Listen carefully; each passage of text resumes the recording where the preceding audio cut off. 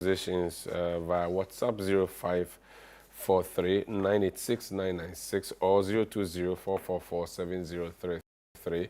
On Twitter, now known as X, mention me at Umar Rusanda or at City973, and the world will hear what you think. I'll be introducing my panelists in studio in a bit, but I want to go on the lines and speak to my guest who is not with us here, but who is just joining us briefly for a conversation. And that conversation has to do with an information that was released this week by the government, where government said 8.1 billion cedis has been made in payments and claims submitted by ministries, departments, and agencies. But these have been rejected based on a number of reasons, including one, fictitious debts, forged documents, duplicated invoices, and claims for goods that were not delivered.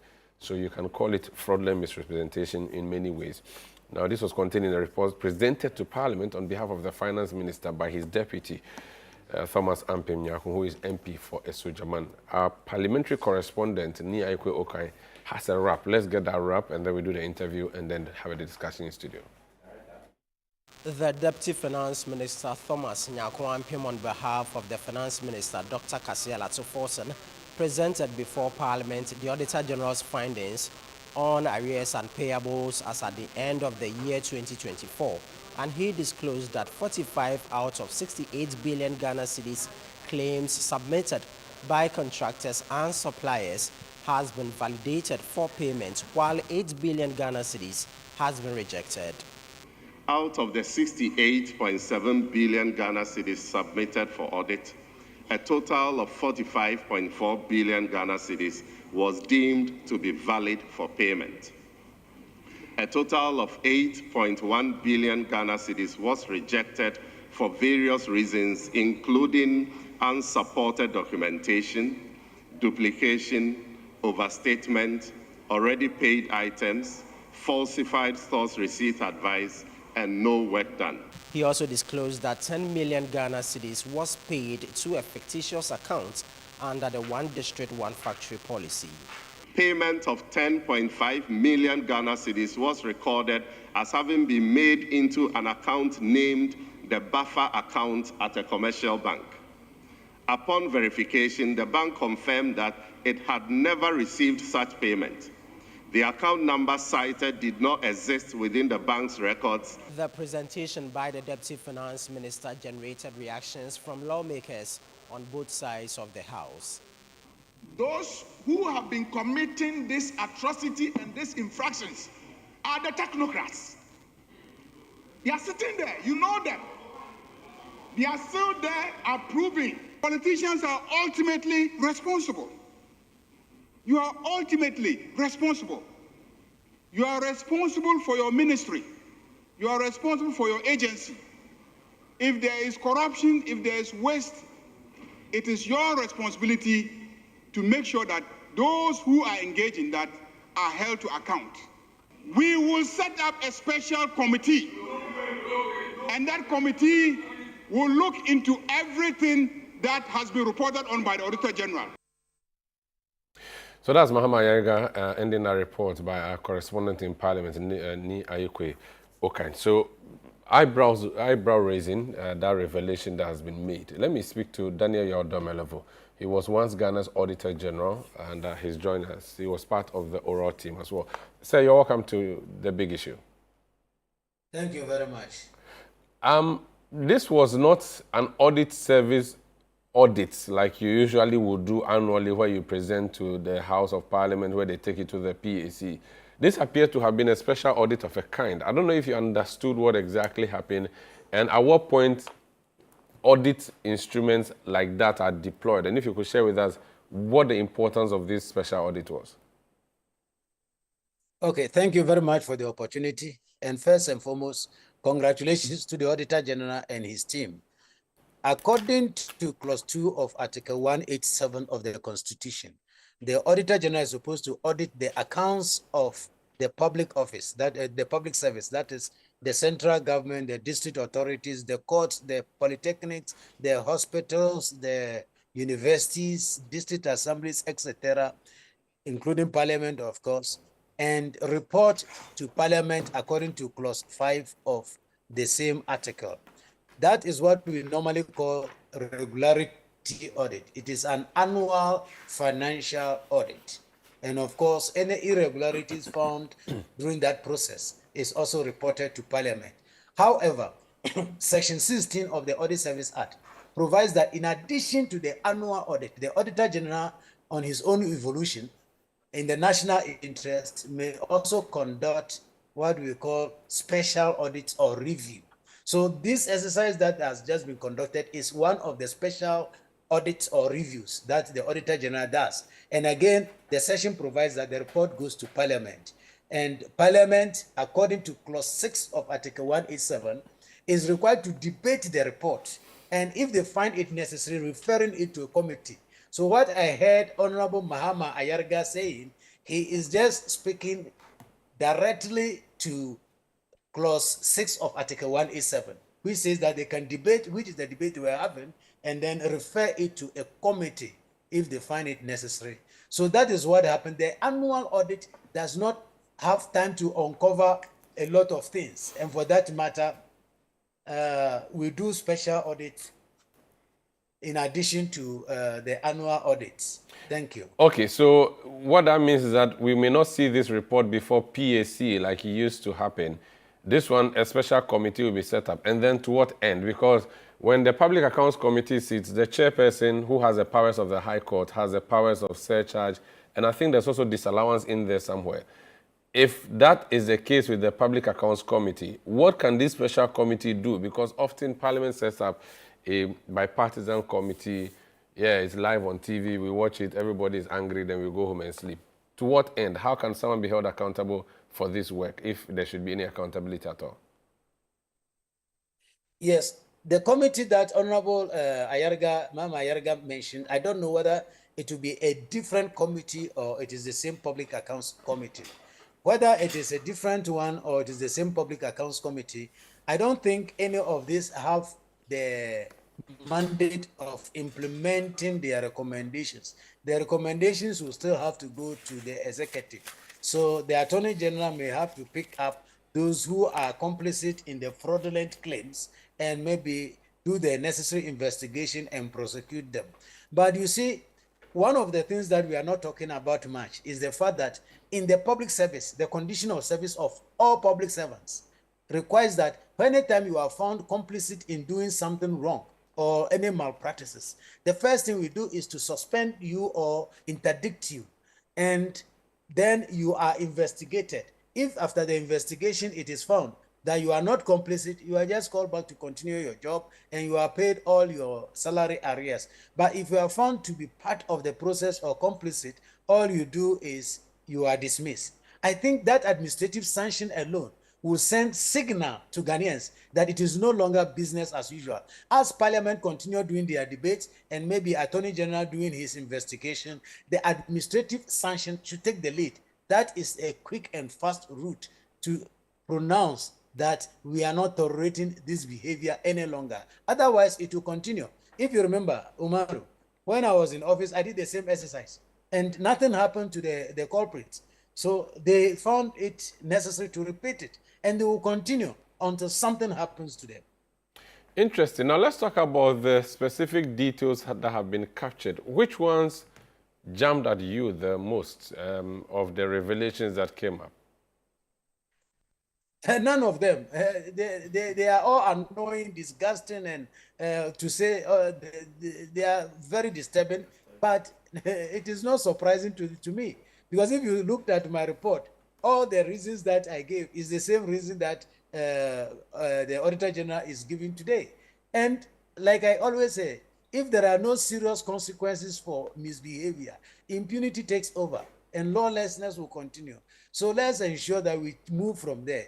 But it is disheartening to know, to say the least, that in a country where monies are so difficult to find and government liabilities are not being able to be paid, projects are stalling, hospitals are not operating very well, our roads are not the best, people will be able to put together such a gargantuan amount and want to take that out of the consolidated fund. It is very unfortunate. This is why I'm calling on the administration or the government to say that the administrative sanctions should take the lead.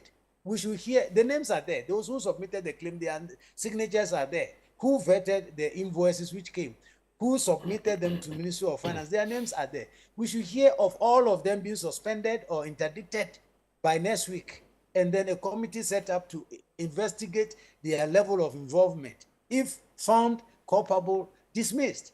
Then the prosecution and what is happening in Parliament also continue, so that it will bring deterrence to people who plan doing the same thing in the future.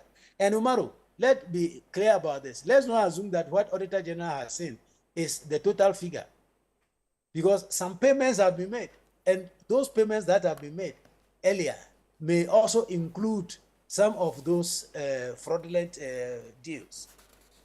I see. Now, can there be a defense of mistake in this issue? Can someone say, no, it was an error, clerical error perhaps, that the evidence on the paper may not necessarily be the fact that the money has not been lost? Perhaps we are just looking at recording errors. Is that possible? Can we say it was a mistake?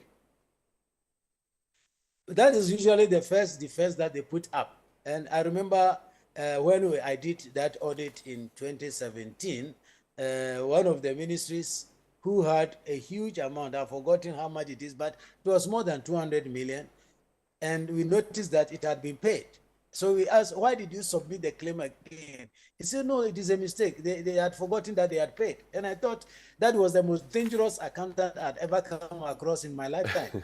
Because an accountant who pays more than 200 million and chooses to forget that he has paid it should be the most dangerous person that we can encounter in life. So, well, that claim cannot help anybody. If we use a mistake as a justification from running away from crime, then I don't know who can be held culpable for any crime in the country. So that should not stop the way for going. You must prove beyond doubt that you did your possible best. That is why you are being paid. That is why you are called financial controller. That is why you are called director of finance or internal auditor or director of procurement or chief director. You are not there just to be a rubber stamp. You are there to ensure that things which pass through your table or under your signature, they are genuine and they are a due liabilities on the government. Typically, corruption is sexier when it involves a politician. This one, there's a likelihood that civil servants may be the only ones in there. That will not be sexy enough for the politicians to jump at. So the people who may be fingered may not necessarily be political actors. Do you think that means anything at all, or it's still wrong? Well, let me say that I don't know who exactly is involved. For all you know, the contractor who submitted the claim may be a politician. I'm just speculating. I don't have it as a fact. Yes. If that is the case, then he's equally fraudulent. But then I've always insisted that without the connivance of the public servant, there's very little that a politician can steal from the public funds. Okay. So that's where the bigger problem is. Yes, because the control mechanisms are said that you alone cannot just go and sign government check and say, take money, and it will happen. You need somebody to countersign, and that person will definitely be your chief director or director of finance or a technocrat. So there is always the connivance or support from the, the technocrat. And we normally are not interested in them. But we should not forget that whether the money is stolen by a politician or by a technocrat, it is still our money which is being stolen. So the effect or the anger should be the same from my point of view. Okay, thank you so much. I'll come back to you. That's Daniel Yao Domelevo. He's a former Auditor General speaking to us about that special audit that has come up. And that's what we're going to take off this morning from. Let me now introduce my panelists in studio. And Yao Domelevo will be with us for the better part of the morning. He's not here presently, but he has agreed to be with us. Another via Zoom is Franklin Kujo of Imani Africa. Franklin, have you joined me yet? I think Franklin is having his breakfast, but he's a Catholic. He's in Lent. He's not supposed to be fasting, or they don't do on Saturdays. So I'll find out from him what's happening. My other panelists in studio. Let me start from the extreme end. Dr. Ishmael Norman is a security analyst. Doc, how are you doing? I'm doing good. How's life been for you this week? How is life? How has life been for you this week? By the grace of God, everything is fine. even though my pocket is loose. Oh, how? Oh, how? Pocket there. You security man, they only need pocket. So you're fine. Yeah. You should believe in, I'm not among the stealing adult population of Ghana. Yeah, let's leave it there. Let's leave it there. Whoever asks you to list them, they may start listing and I'll be in trouble. Abdul Fattah Al-Hassan is NDC Member of Parliament for Yendi. He's a lawyer. I think, is it Joffa or Tofa? Joffa. You're welcome. Thank you, and good morning to you. Good morning to my colleague, panelists. Good morning to you. How is the Yana, my grandpa? He's doing very well, and the people of Yendi are equally doing very well. We are still in the month of Ramadan, hoping to end it by next week. That's nice. Last time I passed through Yendi, your roads were looking very good. Yeah, very, very good. Thanks. But that was a good legacy that was left for you by the son of the former vice president. Thanks to the Eastern Corridor project brought by his thanks to President Akufo-Addo and his year of roads. It was brought by the Eastern Corridor project. The Eastern Corridor project is the baby of GM. Everybody knows that. Yeah, but Akufo-Addo came to deliver. It was just a completion. He did the town one. He completed the town one. He and Farouk Mahama. The man you took over from. It was just a continuation of what had been started. Very well. Yeah. Since I was speaking to a member of parliament, let me speak to someone who wanted to be. Akosia Menu is a member of the NPP communication team, was NPP parliamentary candidate for Adenta. How are you? I'm well. I like to call you the people's cozy. Yes, you've always called me that. Yeah. How are you doing? I'm well. It's good to be here. How's the week been? You're wearing black. Are you mourning Ghana or something? Actually, I went for a funeral before coming here. Oh, okay. I thought that maybe because your people carried cocoa to the parliament to go and cry it. You were they added the yam rice. I'm actually in mourning for 500,000 applicants who applied for, a job, and are those that you left unemployed and who John Mahama and his government are trying to employ those ones? Every government meets unemployed youth. It's having the vision and direction to create opportunities for them. So I stand in mourning in solidarity with them. 500,000. I stand in solidarity with cocoa farmers. I stand in solidarity with women who are looking for the Women's Development Bank to take off. Which is coming. And we know what women do when they're empowered.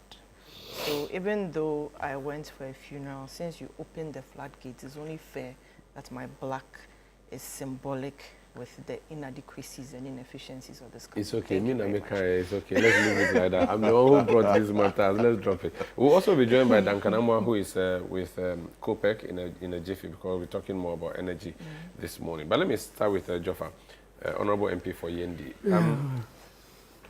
You were in Parliament. The Deputy Minister of Finance, on behalf of the Minister of Finance, presented this report. To what end? Well, Omar, thank you so much, and good morning to you once again, and good morning to your cherished viewers and listeners. Well, to what end?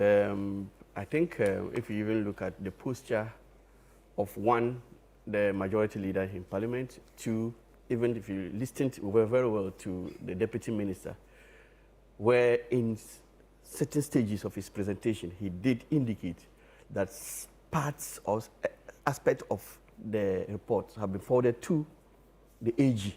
And so AG has started, and even somewhere he talked about the surcharging and then disallowance has even started. And so this is not one report that would come and then be put in the shelves to also start gathering dust. I can assure you that this is a reset Ghana. It's fully reset, and Umar, I want to say something. Go ahead, say it. You're free. Kozi is a silent bully. Oh, how? What? Kozi, anytime I'm on stage with her, nobody sees what she does to me. But she has a way of sweeping me up my... I am here. I'm here as a moderator. I have not seen anything. I pray the cameraman, you keep the camera on both of us at the same time when I'm talking. Viewers, don't only pin it on me, because I know what she does. But she's not even facing you. I'm being bullied. Is there some underlying problem that I am not aware of? Already there were concerns about the paneling, but he single-handedly... What's the concern with the panel? It's like, you're trying to.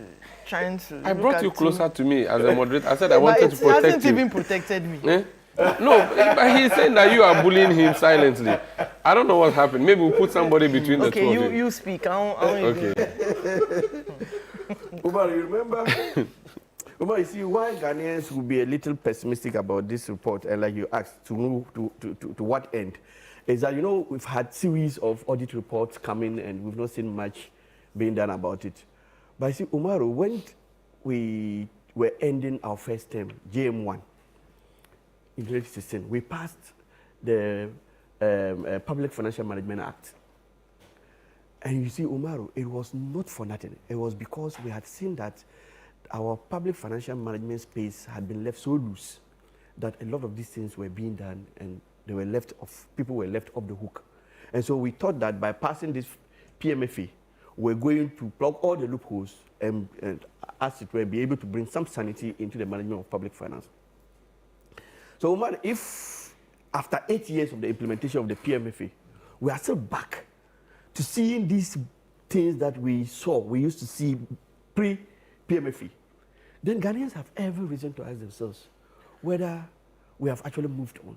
And if you listen to the debates in Parliament at the time they were passing the PMFA, in Parliament, if you go to Hansard and you listen to the debate, what people said, it was as if the PMFA was coming to solve all the problems we had been seeing in our audit reports. At least on paper, it ought to have done so. That is the issue. And so you see that sometimes people will tell you that the solution is not in the laws. You understand? It is in the implementation. And so if today we are still seeing the same things that we've been seeing we used to see pre-PMFA, then it tells you that our problems are not so much about the laws. So we are calling for, and I'm happy because this regime, if you look at the report, in fact, chances are, and I was telling my colleagues on the other side that let's not, from the onset, divide this report into NTP and DCG.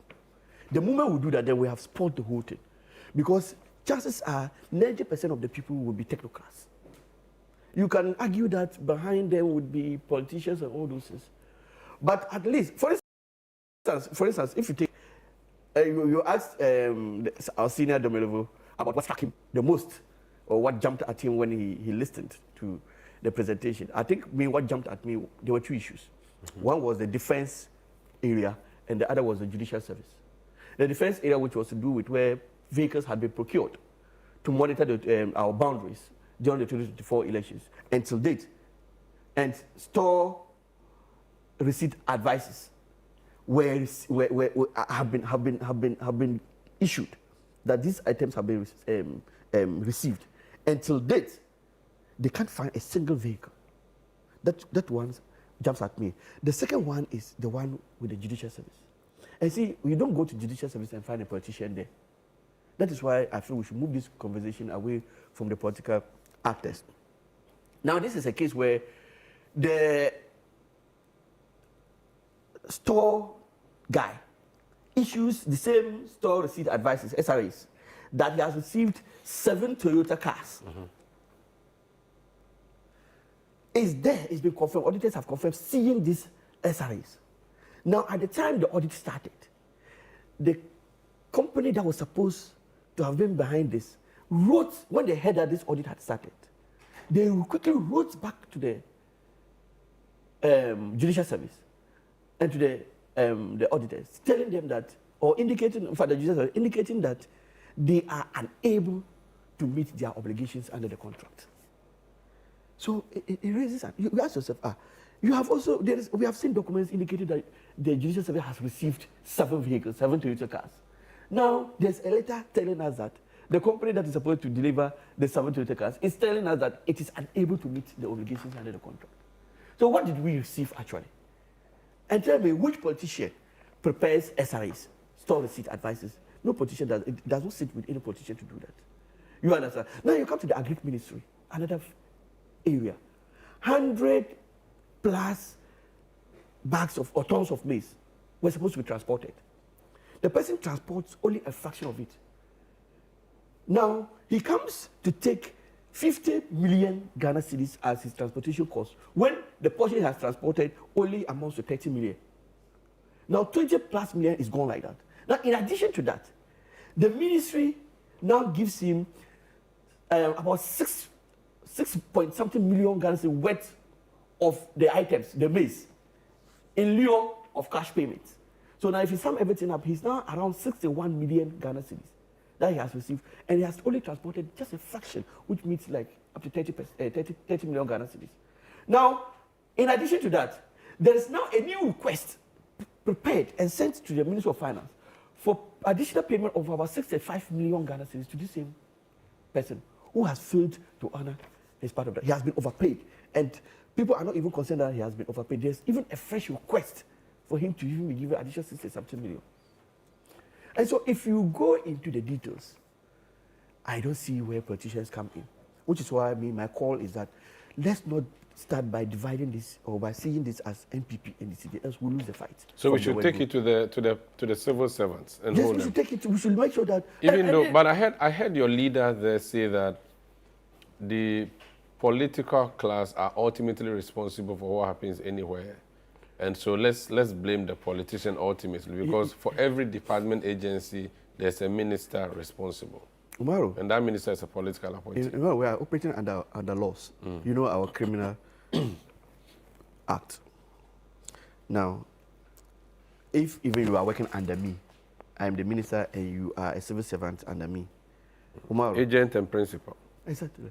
No, but you see, with regards to criminal law, once it is established that the minister, the political actor, did not have a hand, you understand, in what you did, which amounts to a criminality, even though he was supposed to ultimately oversee the entire ministry, the buck still stops with you as the technocrat. Criminal liability has to be, the boundaries have to be defined. And you can't extend the boundaries beyond. You see, we have the political boundaries and we have the legal boundaries. What the majority leader was talking about was to do with political boundaries. That as a politician, you are ultimately responsible. That is political. But when you are talking about legality, the boundaries have to be clearly defined. If the minister does not have the ultimate responsibility of issuing or even vetting store receipt advices, or in cases of the Agric ministry, the auditor, because the auditor of the Agric ministry was specifically mentioned, that he certified that they had received these items. How can you bring in the minister at this stage when there's legally defined person who is supposed to certify that these things are done, and he has indeed certified that they have received this, when in the end it is found out that the items had not actually been received? How do you bring in a politician? So the majority was just talking in terms of the political space. Okay, let me bring in Kosi. Kosi, Beshi has stopped bullying. And by the way, please take the water away from your table. My producers brought water in front of you. I wanted to, but I thought they want to trap you. My producers want to trap you. Don't drink that water. You're in Ramadan. Give it to Kosi. Kosi, what jumped at me in this report is the one district, one factory bit.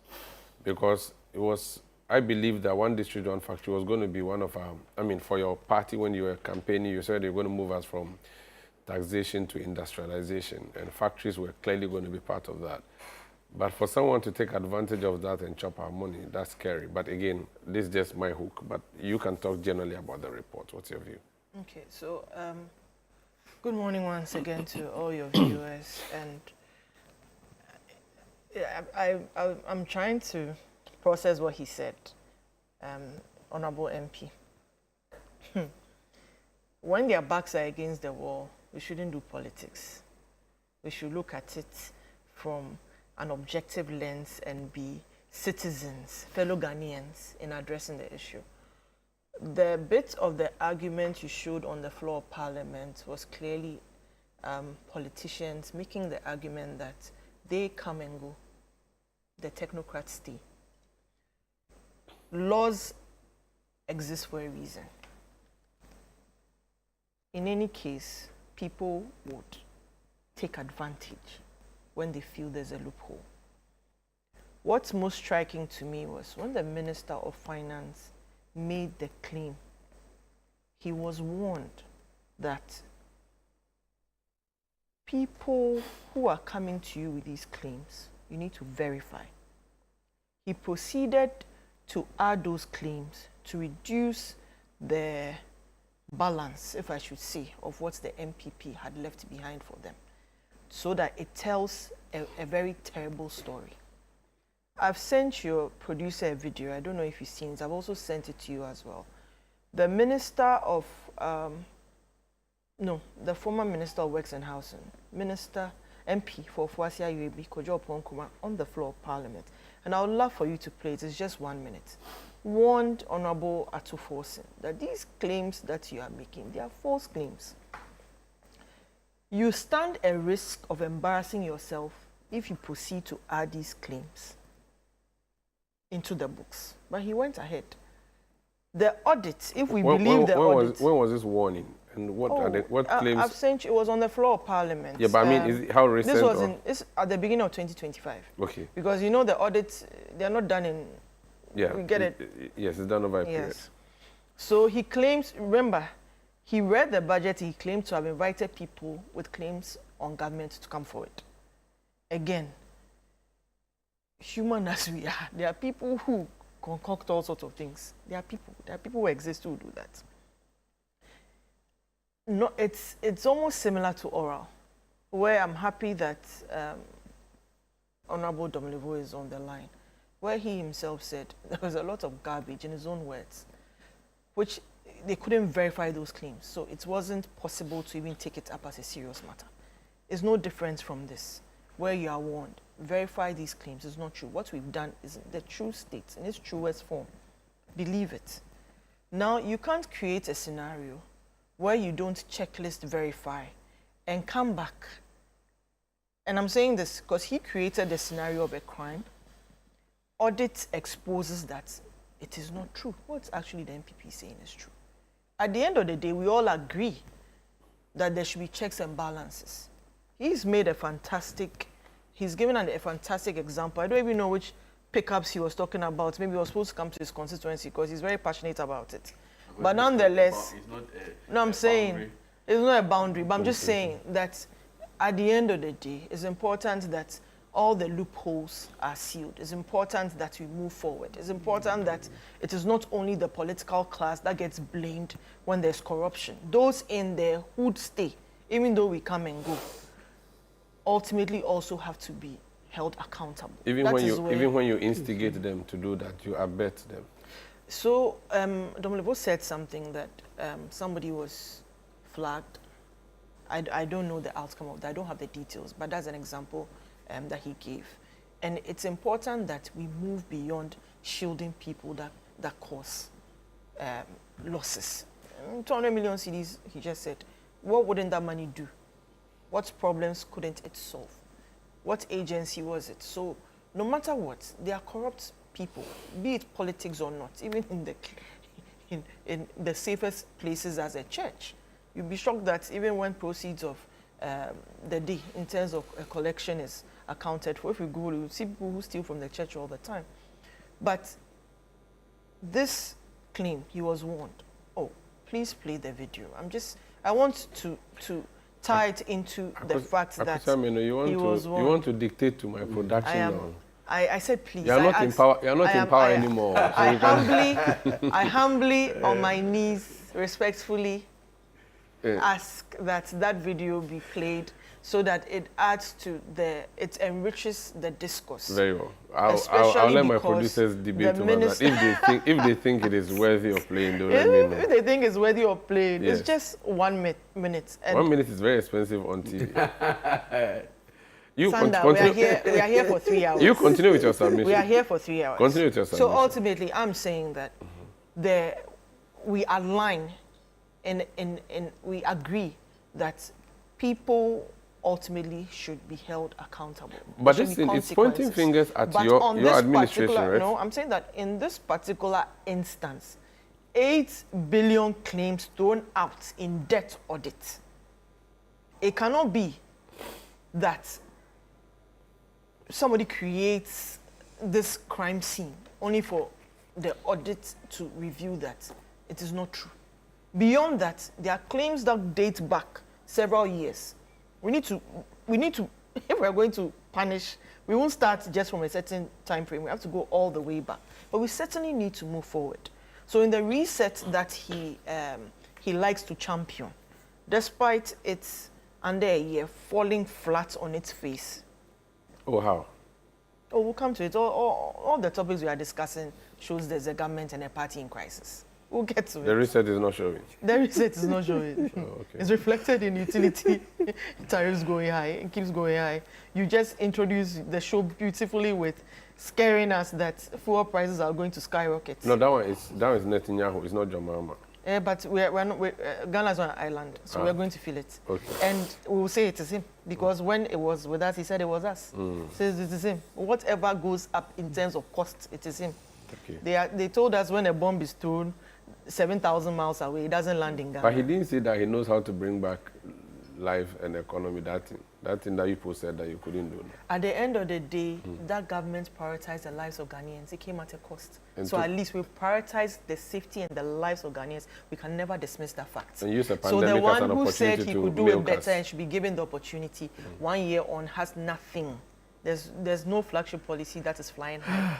There's nothing on ground except for the same stability that we created with policies that were implemented before existing government. Okay. But you're taking the wind out of my sails. Otherwise, it looks like we're sitting here to, I am sorry. but we'll get to that. So ultimately, we are aligned and people should be held accountable.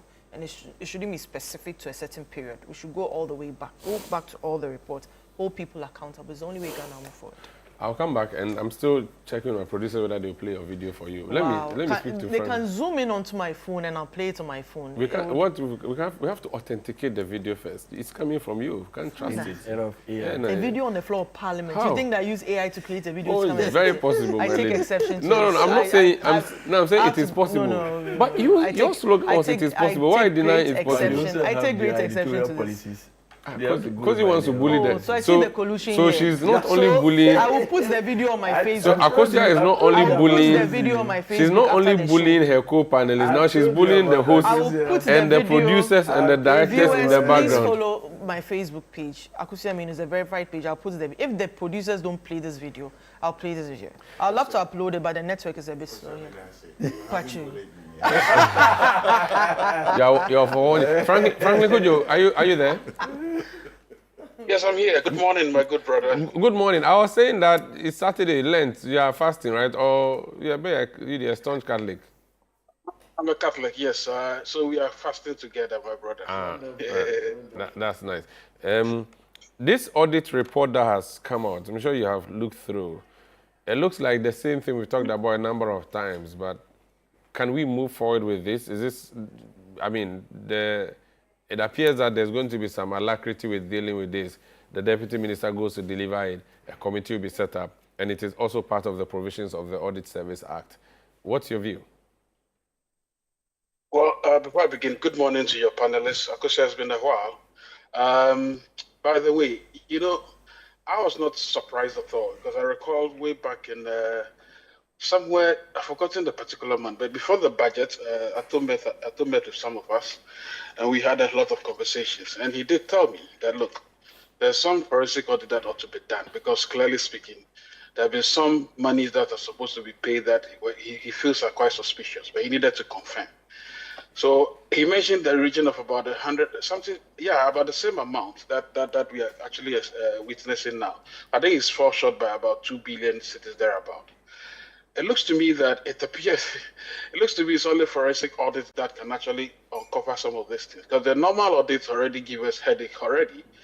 And to think that the forensic audits actually establish, should I call it, what I call the crookish network, the underbelly, in the underbelly of the beast, then clearly speaking, it is important that we probably start looking more at conducting forensic audits for most government work. So look, it is not new. We know these things happen all the time, but it's the scale, and to think that some of these things occurred during the times that we were in almost economic atrophy. I mean, don't forget we were junk rated, thrown out of the international markets. We couldn't borrow, we couldn't do anything because all the fundamentals were awkward and running around like Usain Bolt on steroids. It tells me that, clearly speaking, some people were just interested in, just looting spree. And by the way, you should be listening to the likes of Kojo Nkrumah, and I think there's this gentleman in Parliament, this tall gentleman, I say should be president one day, Patrick, right? Interesting man. Patrick Boama. Patrick Bob, very decent politician. You know, these guys have always they saw all this carnage and said, look, and they actually applauded that too for staying the hands of some of these contractors who say they should be giving mobilization money. Because they said, look, if they had done that in their time, some of these odious deaths we are hearing about would not even come up at all. Because how is it that when you tell somebody to go and mobilize, construct a road and mobilize money, you actually it's actually a license to be corrupt, because then he's going to mobilize the money, come and give you fictitious article certificates, and then you ought to pay. What Ato did, and which is what I think confounds most of my friends in the MPP, is that they don't even understand what is called economic management. Discipline also counts a lot. If a minister comes into office and says that, look, every ministry should not, no ministry should actually give out the project until they've gone through a verified system. Yes, it may be slow. That's why people say that it's slow in paying debt, paying bills and all of that. I'd rather it slows down and make sure that it doesn't commit the same offenses that his predecessors committed, than to be told that you are giving the bill later after he's left office. So he says, no, I'm not going to do this. I'll certify it properly, and nobody should mobilize any money. I told you of my own experiences, right? I went to lobby for a Get Fund project. I don't like to use the word lobby, because we are entitled to it, by the way. St. Mary's, my old school, that actually birthed me. And I went to the Get Fund, and I said, look, guys, that school did a lot for some of us. The school is it's a moribund right now. It's near death. What can you do? Furniture, this and this and this. And they said, look, okay, well, we'll help you. We'll do all of the things, at least 70 or 80% of the things you say you want. But listen, if you know any contractor who is capable of executing this project before he's paid, then go and look for it. I said, I don't want to get into that game, because I don't know any contractor anyway, right? But again, so when I went to Ato and we were talking, Ato said, this is why he's warned people not to do that. As I understand the wisdom. You know, so look, it is sad. And I feel strongly that, look, it's gone beyond some of the politics that we talk about. There's also collusion between people in public servants, especially. Public servants, especially, are somehow responsible for some of this carnage. Did I tell you the experience of Ato Forsen, right? 2 weeks after I got the job, he called me and said, I can put this out, because I've told him, we discussed it. He said, some people in the ministry came and called it and said, Charlie, it's going to be I had a DDO, I had a finance minister be a DDA. Listen carefully. I'm serious. I told confirm, and he still told me, and he said, so that's where they pay Kenny GVG from. Because you never see this amount in the consolidated fund. So you don't know why these crooked projects are being paid from, right? And so he said, you remember he came to Parliament and said you used 2% of that tax refund money to settle the gap in the taxes they waived. Did you remember? Yep. That's where that money came from. And he told me that. He said, Franklin, I'm a young man. There's nothing I'm going to do that will change my name. As soon as they told me that, I said, then we'll do this. Of course, my good friend, Madam Eva, will also tell you the sort of things. Madam Eva, who until recently was chief director at the ministry. She's also seen a lot. In fact, if she had not had a critical eye, at some point, some ministries would go and procure vehicles. And one time she said, I saw these vehicles last time. You presented, a particular ministry came, presented the same document that they wanted the same number of cars, the same specifications. And he said, but I saw these cars in your yard about 2 years ago. Where are they? So until she followed and found out that, hey, just people are milking the system. And these are mostly civil servants, public servants, who have become, by their principles, called anonymity, permanency. And that's the sort of conversation I want to have the closer board. And when he wakes up, he's just interested in declaring strikes, but he's not interested in making sure that his own people are also to be questioned as to why our finances are in a critical situation and we can't pay proper salaries. So look, it's a combination of factors, but the most important thing is the action you took. I keep telling people that, look, Operator was my good friend. At the point I told him, I don't think you should be finance minister. The guy never understood public policy. He never understood anything about public financial management. Because he allowed everybody, he rammed the finance ministry with his cohorts from everywhere. And each of those persons who came created funnels and channels to milk the system. He just didn't get it. I wish he knew what he knows now, right? So look, it depends on who the finance minister, it depends on who is managing the affairs of the state, of finances. That is when you have some of these things stop. So the likes of, listen to the likes of Oponkruma and Patrick Boama, the more, because those guys, they've seen it before, and they keep advising, look, it's because we've seen it before. That's why we are advising that, look, what the action the NDC is taking, the force is taking, is the right course of action. You know, so it beggars belief, really. If we at Imani have decided to stop, we have something called the Fiscal Recklessness Index. I remember telling my sponsors that they said, how are you going to call this project? I said, fiscal recklessness. Now, I called a friend of mine who is not a court of appeal judge, said, oh, frankly, you know, the name recklessness is too harsh. I said, wait until you see the details of what we present. When he came to the program, he saw that he said, I think you should use a stronger word than recklessness. By the way, we stopped it. We've stopped it because, you know why? Because it's better to prevent the loot before it actually occurs. What's the point in analyzing Auditor General's report when in actual fact the crime has already occurred? So we should invest more in preventing these things rather before they occur. And I think on that score, I think it's on the sound footing. And that's a discipline that differentiates between the last administration and today. Anyway, government is a continuum, so I hope we learn and go forward. So these are preliminary comments, but okay. Look, it's still the old story. What I think should be done is that all those people should be chased. For instance, Agenda 111. Why? Why is it that a hospital? Never mind that the Agenda 111. For me, I said it's a project to just. I don't think Nanado, my good friend, it really had a handle on that particular one, except for the issues of maybe politics. That we need to have a hospital everywhere.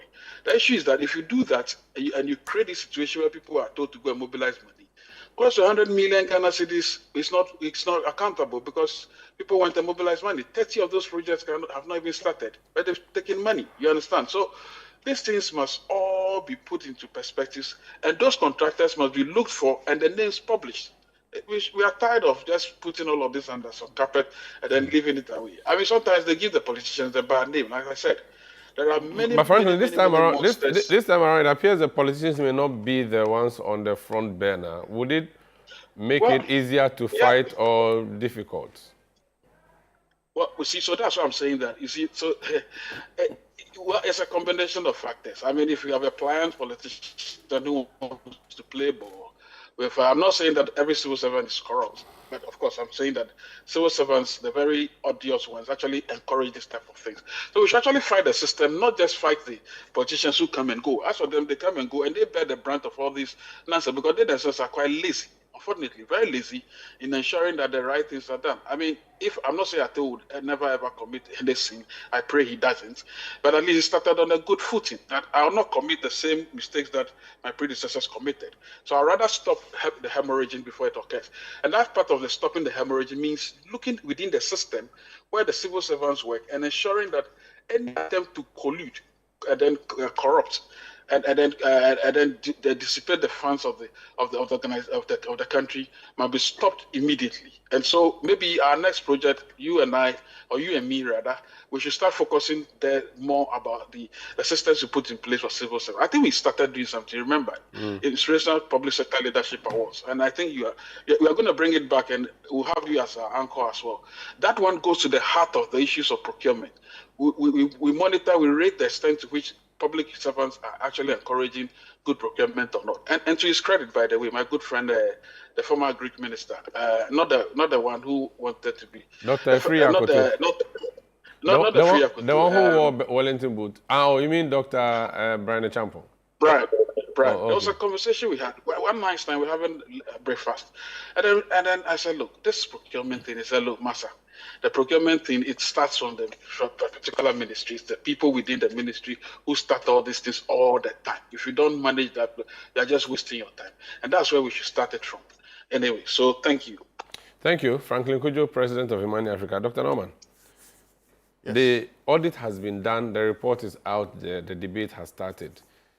But how do we ensure it doesn't end with just a debate and that someone is punished and that our money is retrieved? And we may even go ahead and talk about this conversation where our AG appears to be focused more on retrieving money for us. Should we focus on jailing people or getting the money back? Which one? Okay. Thank you very much for having me, and happy to meet Honorable and Sister Akosia.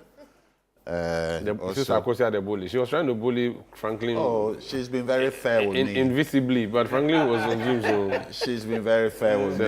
Okay. And Honorable Domelevo, and of course my brother Franklin. I hope you're all doing well. This issue of adult stealing, which we don't like to label it as it is, changes the propensity of crime from the youth to the adult population of Ghana. The professional office holders are the biggest thieves in Ghana. Even though they pretend to be wearing nice suits, looking nice dresses, looking responsible, they are totally irresponsible. I believe that there should be strict punitive punishment to any one of these individuals, whether he's a politician, MPP, NDC, or he is a public servant. When I look at some of these, just reading the label, fictitious debt of 89.4 million under one district, one factory. Falsified store receipts, advice intended for misappropriation of public funds. So if there are receipts, it means we have the evidence, the name of the people, the signatures of those who signed it, and for the activity for which the receipts were created. Falsified stores receipt, advices intended for misappropriation of funds, dry spell expenditures, duplication entries. I mean, you go through the list. It means that we have documentary evidence. As Honorable was saying, the legal side requires documentary evidence. The perpetrators, they are already captured by the receipts. And so the talk is getting a bit too much. On both sides of the political divide, the MPP, the NDC, let's get together, look at the names on the receipts. Let's arrest them and put them in jail for a while as the trial is going on. Let's overshadow. You can't do that one. Because sometimes you can't jail before you convict. I understand. I'm a lawyer. I know what I'm talking about. Yeah, but I don't. So that's why I'm surprised you are turning it upside down. Okay. I also run an university that specializes in criminology. All right. I know what Martin Pebbles' case is all about. Court decision is 48 hours, there should be a bail. Yes. But there are certain situations where, with the flight, the possibility of flight, yes, you capture them. But that's the judge's discretion. Yeah, I know that. So I'm not the one that's going to do it. Okay. You go through the legal process. I thought you wanted us to just catch the people who have been named and you go block through them. the process and put them behind bars if you until put it you that way, finish then with it's them. safe. Okay? These kinds of crimes that they have committed against the average person, whether they are MPP or NDC, has negative effect on every one of us. And if this was in China, they will be marched to the firing squad and shot. We are too soft with our criminal justice system in this country. Are you sure? People are serving decades in We jail. are very soft. It takes forever to try one case. We don't even have a lot of the skills to do the basic investigation, but by the grace of God, we have the receipts. We have the people who receive the payments. So no need to really spend so much time to look for the evidence. It's there.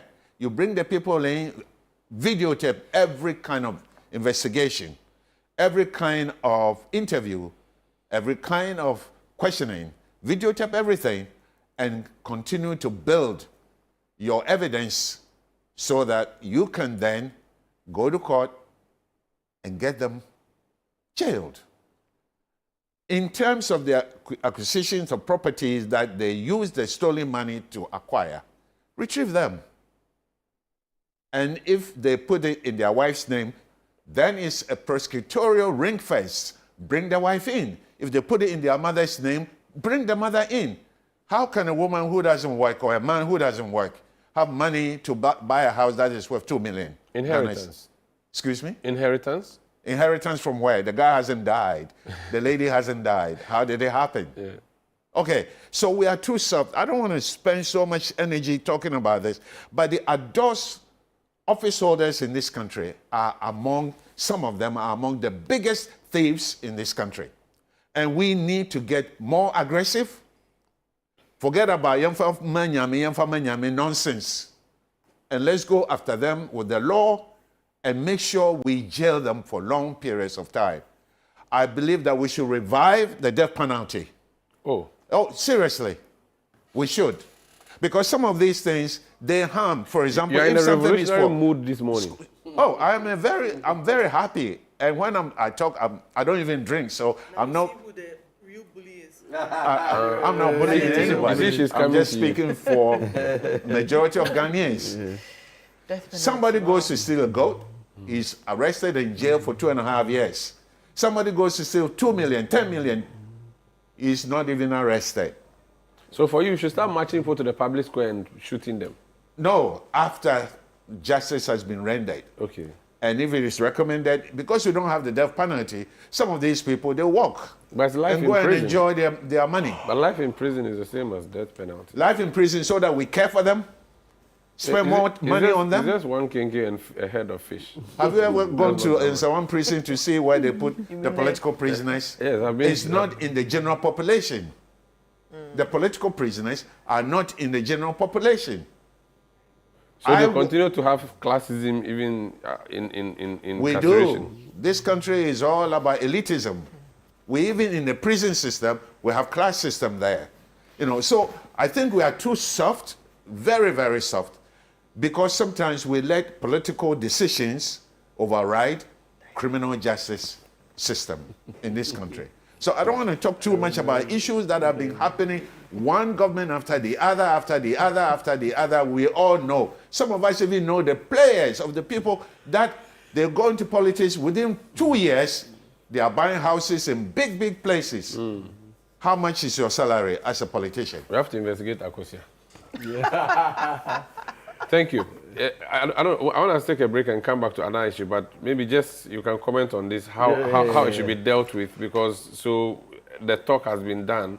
How do we act on it? He wants us to possibly start catching them, locking them, investigating, prosecuting, and if convicted, maybe take them to the firing squad at Teshi, which I don't think is still functioning though. But yes. I think there's nothing wrong with our legal system. You see, sometimes we can complain about the delays in the trial processes, but sometimes it's also better to have that delay and arrive at a very sound and acceptable conclusion than to hurry the process through and then hit at very bad or serious hurdles. And so I feel once we are committed to the process, we can, because we've even seen instances where the Chief Justice has helped to set up special courts for special instances. You said you're going to bring the tribunal back, the regional tribunal. Yeah, it's still on course. But it's taking forever. Yeah, it's still on course. You know, just recently we even introduced the bill to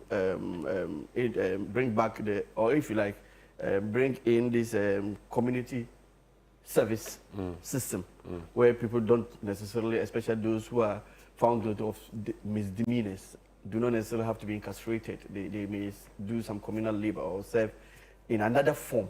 Just so, like he was saying, it's very expensive to actually keep these people behind bars, keep them in jail.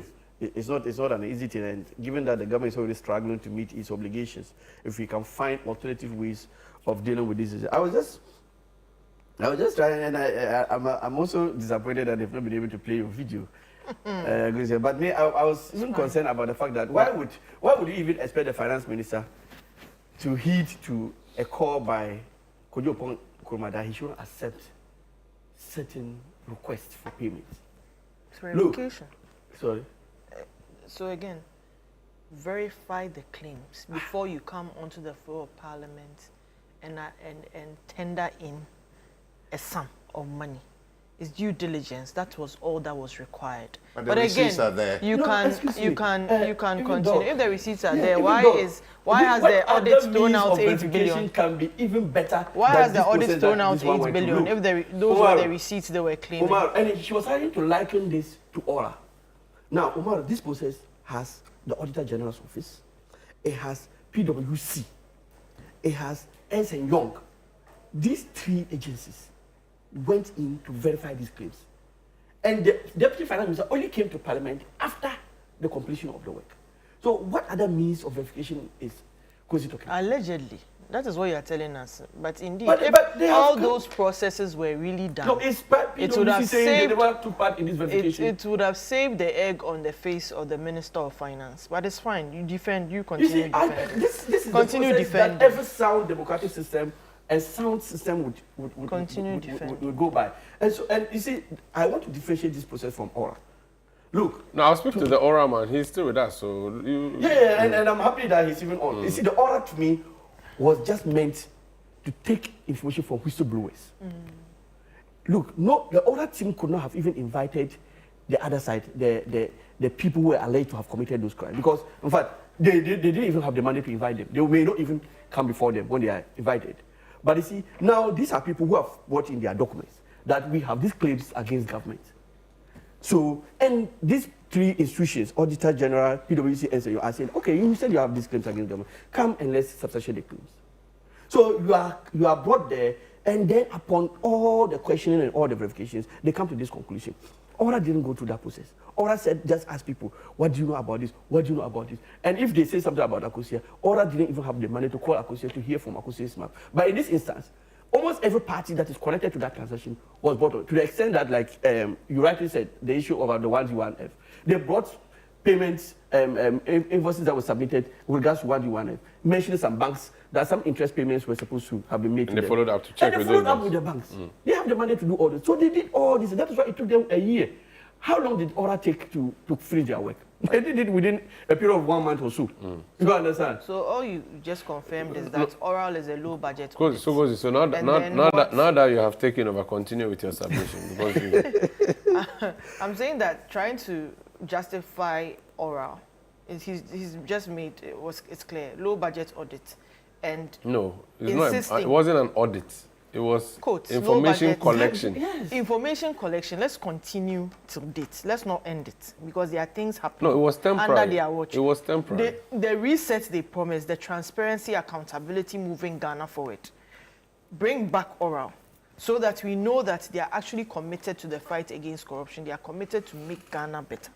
They are committed to the processes that continue impeding our development and making us lose money at the various ministries and agencies. Again, Sanda, when you draw parallels with the MPP, there's a clear line drawn. The minute you say reset, it means that accountability is going to start with you, because you created that principle and that perception. So the reset... It start with you? It's starting with you, yes. It's starting with your tenor. So you can't go back? So, even when we go back, ultimate responsibility ends with you. So you have to accept responsibility. There's a lot happening. A lot is being done. Look, if we're able to take this 500,000 that we'll come to shortly, and the money's raised, and I'd love to hear his argument on that, because it clearly shows that there's no synergy between party and government. It shows the pressure under which Honorable Muntaka was put on to come and speak to sort of heal wounds or temper the agitations that were happening. I'm sure his constituency platforms were boiling, because all MPs were even given one slot. And again, I've moved into another topic, but yeah, I'm glad you know that you are moving off lane. I'm just watching you. I mean, we've ended the conversation. We are told that you're bullies. I'm afraid to intervene. I'll wrap up so that we can come back and talk about that. Mr. Domelevo, if you are still there with us, the conversation in the room, especially from Kosi, is that Oral, your work, there was a lot of noise about it, but it appears the fire has all gone down. What is the... Okay, I'm told that I don't have Daniel Domelevo. This is the big issue on 97.3 CTFM and on ChannelOne.